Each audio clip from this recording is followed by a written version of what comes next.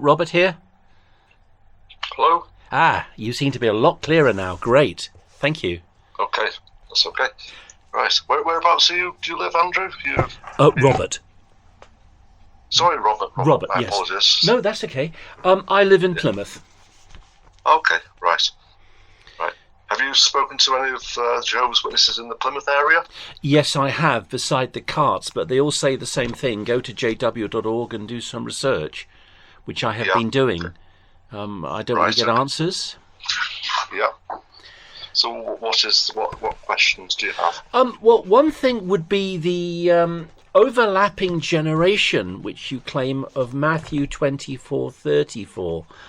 I was very puzzled at that verse because you've held to different opinions over the years on that verse. I found that quite easily on jw.org. You used to claim that the generation was a wicked generation from 1995 for just under 15 years. Matthew 24:34. Assuredly I say to you, this generation will by no means pass away till all these things are fulfilled. I don't understand. How can this be an overlapping generation? Is it possible to help, please? Okay.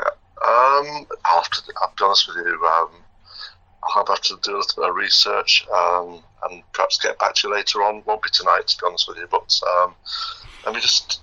I'll just. Give me 1 second. Let me just get to my desk. Yes, of course. Yeah. Trying to do too many things at once, as usual. So,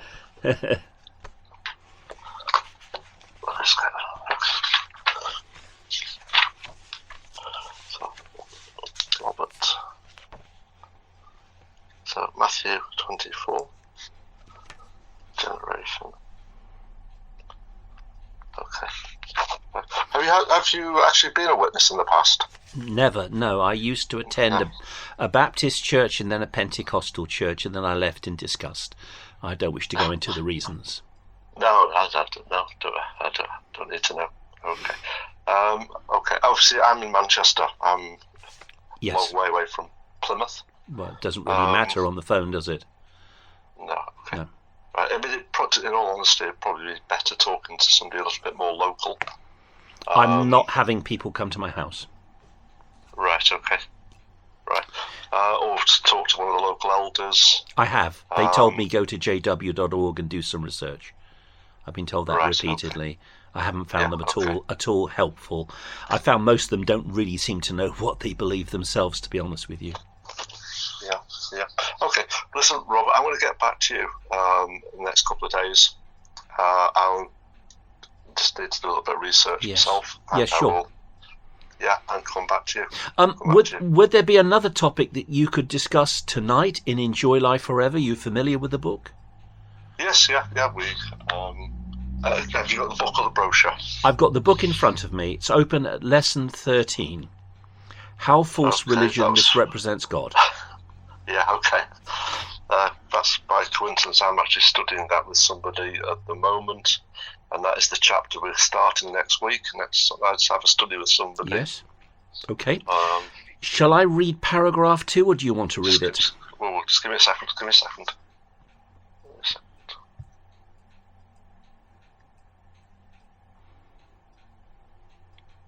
How does false religion misrepresent God by its actions? False religion does not. Yeah, that's the one. Yep. False religion does not treat people as Jehovah does. The Bible says that false religion's sins have massed together clear up to heaven. For centuries, religions have meddled in politics, supported wars, and caused or approved the death of countless numbers of people.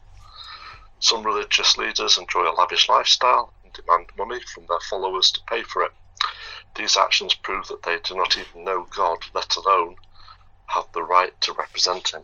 And 1 John 4 verse 8, obviously, whoever does not love has not come to know God, because God is love.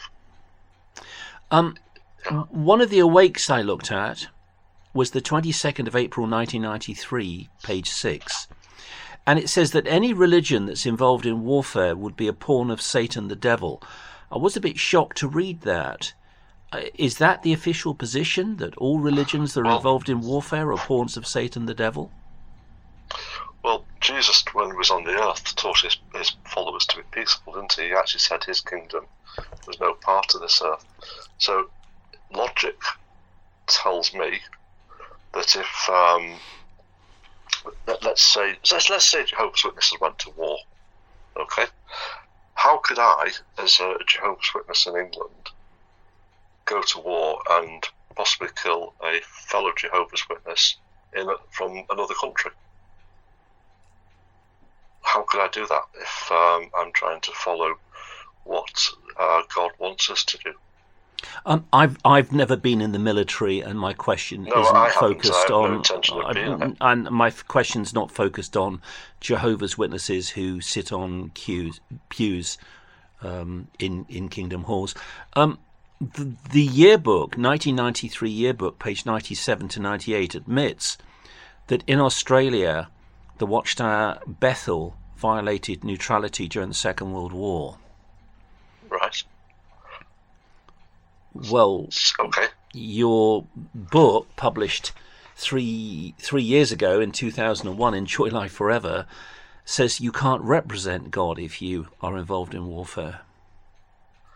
Yeah, but don't you think by admitting that the Australia branch had done something wrong, that not hiding it, but rather... So you would accept that Catholics are true Christians because the Pope has admitted the Crusades, the Concordat with Nazi Germany, the Spanish Inquisition. Popes confess to, previous popes also have confessed to many of these terrible things. So if you give a confession, does that mean that Catholicism is now A-OK? No. Why not? Those people would have been dealt with. What people? I would expect. I'll be honest with you, Robert, I'm not familiar with what happened in Australia during the Second World War. What was the awake that you mentioned? I didn't get a chance to write it down. Awake, 22nd of April 1993, page 6. It says if any religion... 93, page 6. Yeah, okay. It says if any religion is involved in warfare, then they are pawns of Satan the devil. And, you know, not just that yearbook, 1993 yearbook, page 97 to 98, admits that they violated neutrality during the Second World War, but the Watchtower 1st of June 1947, page 173, says the same thing, that young men who went for Bethel service were sent by the Bethel either to work in canteens to free up soldiers to fight the Japanese, so they were working on canteens in military bases as part of their Bethel service, or they were working in machine shops producing instruments of war. And I found out that that's the Taylor-Craft Aircraft Corporation, which was owned by a wealthy Jehovah's Witness called Mr. Taylor. And during the Second World War, Taylor-Craft only produced military aircraft for the Australian Royal Air Force.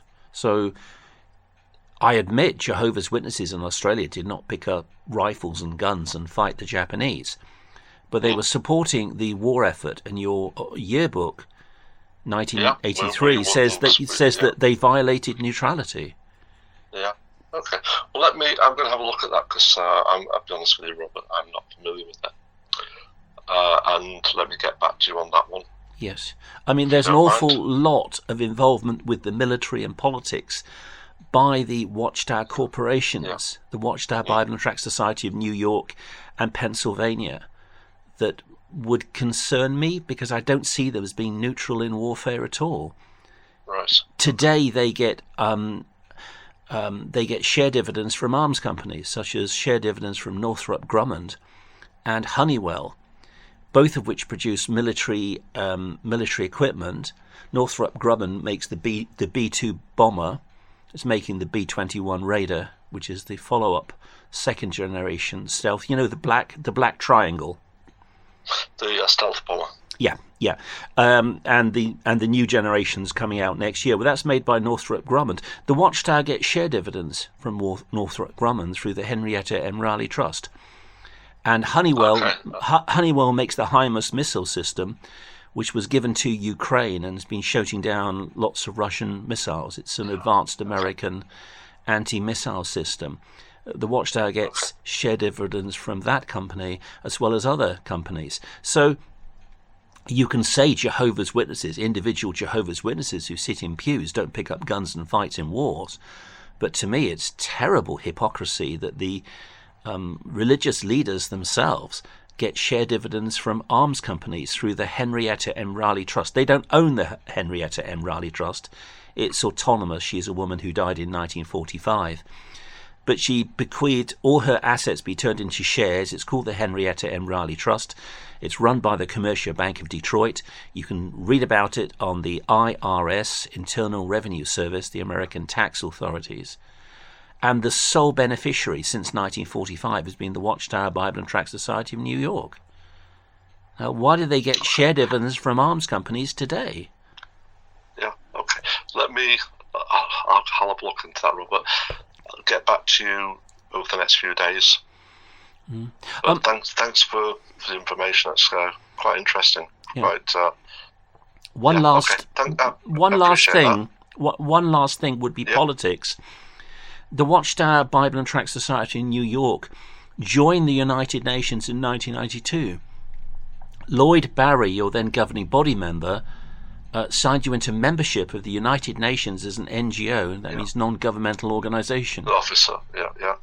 Your book, Revelation is Grand Climax at Hand, said that the UN was one of the scarlet-coloured beast of the book of Revelation. It was a satanic beast from the book of Revelation. That was published in 1998. 4 years later,